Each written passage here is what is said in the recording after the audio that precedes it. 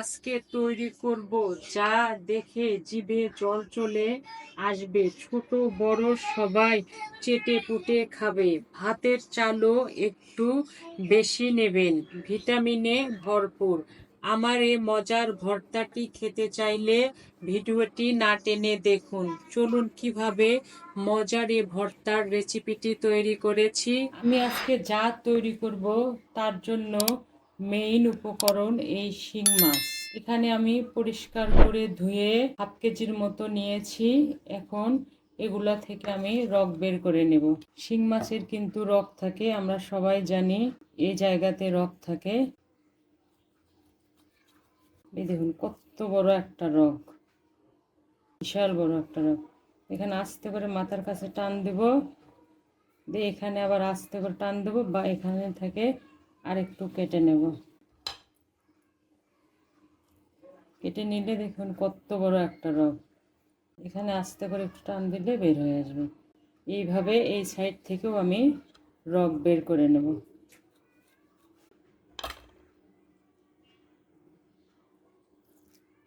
মাথার কাছে আস্তে করে টান দিতে হবে। এই দেখুন কত বড় একটি রগ, এখানে আস্তে করে টান দিতে হবে, বের হয়ে চলে আসলো। এই জায়গাটাতে আমরা আরেকটু কেটে নেব। দেখুন কত বড় রগ। এখানে একটু আস্তে করে টান দেবো, বেশি জোরে টান দিলে ভেতরে থাকবে। এভাবে আমি সব রগগুলো শিং মাছ থেকে বের করে নেব। সব রগ আমি শিং মাছ থেকে বের করে নেব। রগ বের হওয়ার পরে আমি ফিরে আসব। সমস্ত শিং মাছ থেকে আমি রগ বের করে নিয়েছি। এই দেখুন কত রগ, কোনো মাছের ভেতরে রগ নেই। সবগুলো এরকম চিড়ে চিড়ে রগ বের করে নিয়েছি, একটারও রগ নেই। সবগুলো চিড়ে নিয়েছি। আমি চিড়ে রগ বের করার পরে আমি এগুলো সুন্দর করে ধুয়েছি, ধুয়ে একদম চিপে চিপে নিয়েছি।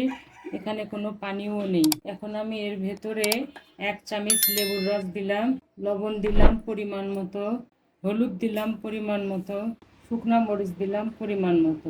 এখন হাতের সাহায্যে, আমার হাত পরিষ্কার আছে, হাতের সাহায্যে এগুলো আমি মেখে নেব। এই মাখানোর কাজটি একটু সময় নিয়ে করতে হবে, তাহলে সমস্ত মশলাগুলি মাছের ভেতরে ঢুকে ঢুকে যাবে। এভাবে করে করে হাত দিয়ে একটু ভেতরে ঢুকে দেবো। মশলাগুলো মাখা হয়ে গেছে। আমি এখন মূল রান্নায় চলে যাব। আমি ফিরে এলাম মাছগুলো নিয়ে। মাছে কিন্তু একটুও পানি নাই। আমার কড়াই গরম হয়ে গেছে। আমি লো মিডিয়ামে আজকের মাছটা এখানে ফ্রাই করব। এখানে আমি পরিমাণ মতো সরিষার তেল দিচ্ছি,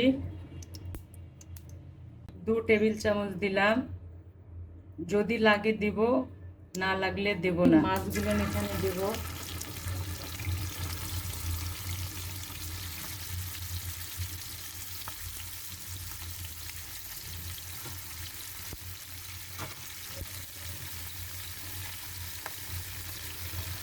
কিছু কাঁচামরিচ দিয়ে দিলাম, টুকরা আদা কুচি দিয়ে দিলাম।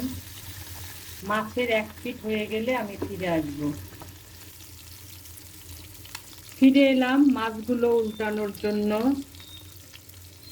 5 মিনিট পরে ফিরে এলাম। জালটা আমি কিন্তু এখন মিডিয়াম করে দিয়েছি।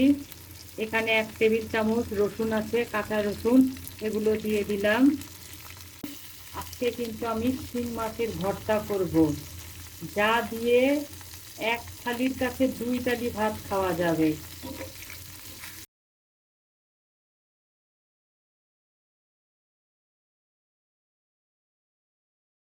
নেব, ভাজা হয়ে গেলে আমি ফিরে আসবো।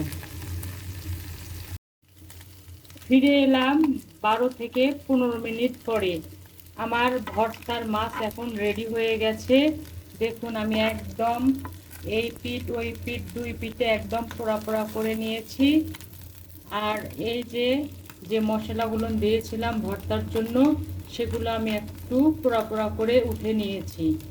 আর একসঙ্গে দিয়েছিলাম, এতে করে ভর্তার টেস্টটা অনেক সুন্দর হবে, মাছের কাঁচা গন্ধও থাকবে না। আমি জালটা অফ করে দিলাম, 1 টুকরা আদা দিয়ে দিলাম। এই 1 টুকরা আদা ভর্তার স্বাদকে আরও বাড়িয়ে দেবে। জাল একদম অফ করে দিলাম। 1 চামচ লেবুর রস দিলাম। লেবুর রস আর এই আদা ভর্তার খাওয়ার যে একটা স্বাদ, তার চেয়ে 1000 গুণ স্বাদ এনে দেবে। এখন একটু ঠান্ডা হলে আমি ছাড়িয়ে নেব, ঠান্ডা হওয়ার পরে আমি ফিরে আসব। ভাজা মাছগুলি আমার ঠান্ডা হয়ে গেছে, দেখুন কত সুন্দর করে ভেজে নিয়েছি। সবগুলো আমি একই রকম করে ভেজে নিয়েছি, আর এই ভর্তা এরকম করেই ভাজতে হয়। এখন আমি হাতের সাহায্যে উপর থেকে মাছগুলো বেছে নেব আর কাঁটাগুলো ফেলে দেবো। এই সাইডে একটা কাঁটা থাকে, ওটা আগে আস্তে আস্তে সরিয়ে নেব। এই কাঁটাগুলো ফেলে দেবো, উপর থেকে মাছগুলো নিয়ে নেব। মাথাটাও ফেলে দেবো, মাথাটা নিব না। কাঁটাগুলো ফেলে দিলাম, এর আগে ছোট কাঁটাটা ফেলে দেব।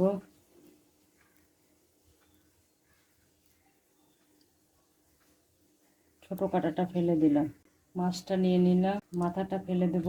আমি হাত কিন্তু সুন্দর করে পরিষ্কার করে ধুয়ে এসেছি, যেহেতু হাতের সাহায্যে এই কাজটি করব। লেজের যে অংশটুকু কাটা থাকবে ওই অংশটুকু ফেলে দেব। আমি একই পদ্ধতিতে সব মাছগুলো বাছা হয়ে গেলে ফিরে আসব। মাছগুলো আমি সুন্দর করে বেছে নিয়েছি, একটুও কাটা নেই। কাটা, মাথার অংশ, সাইডের অংশ সব আমি ফেলে দিয়েছি। এখন আমি ভর্তার জন্য মূল পর্বে চলে যাব। আজকের ভর্তা আমি এটাতে করব, একটু থেতো করে করতে হবে দেখে এটা আমি ব্যবহার করছি। হাত দিয়ে এই ভর্তা করলে বেশি ভালো লাগবে না। আমি আদাগুলি দিয়েছিলাম, ওগুলো উঠে নিয়েছি, সেই আদাগুলি দিলাম। এখন আদাগুলি আমি থেতো করব একটু। আদা থেতো করা হয়ে গেছে।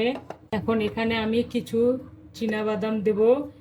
এখানে 2 টেবিল চামচের মতো আছে। এই বাদাম দিলে এই ভর্তাটা খেতে অসাধারণ হয়ে থাকে, গরম ভাতের সাথে খেতে যা মজা। বাদামগুলো দিয়ে দিলাম, বাদামগুলো থেতো করে নেব। হয়ে গেছে।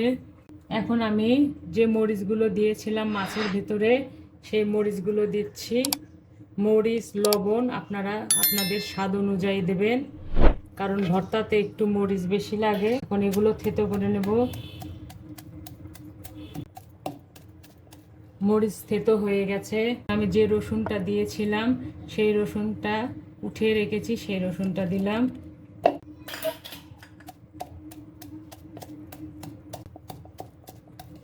এখন আমি পরিমাণ মতো লবণ দিলাম।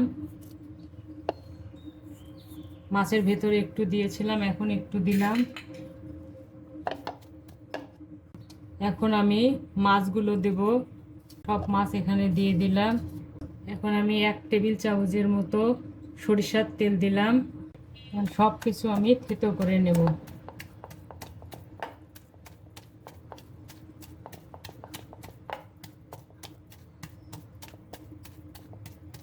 এই পর্যায়ে আমি একটু মিক্স করে নেব।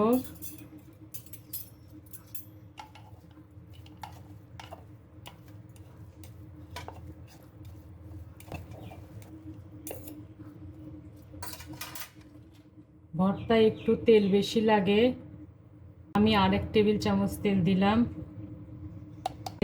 এখন আবার এগুলো থেতো করে নেব।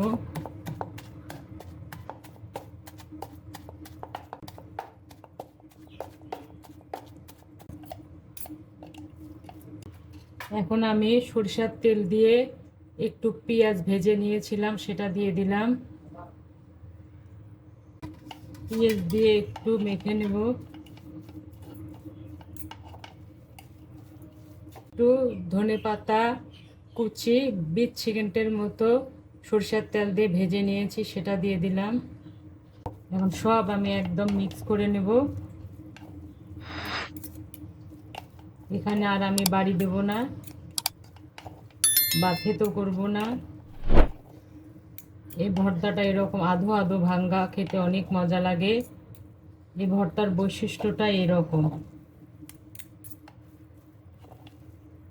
হয়ে গেছে, আমি এখন সার্ভ করব। দেখুন কত সুন্দর হয়েছে, যা ছোট বড় সবাই চেটে পুটে খাবে। শিং মাছে প্রচুর পরিমাণে আয়রন ও ক্যালসিয়াম আছে।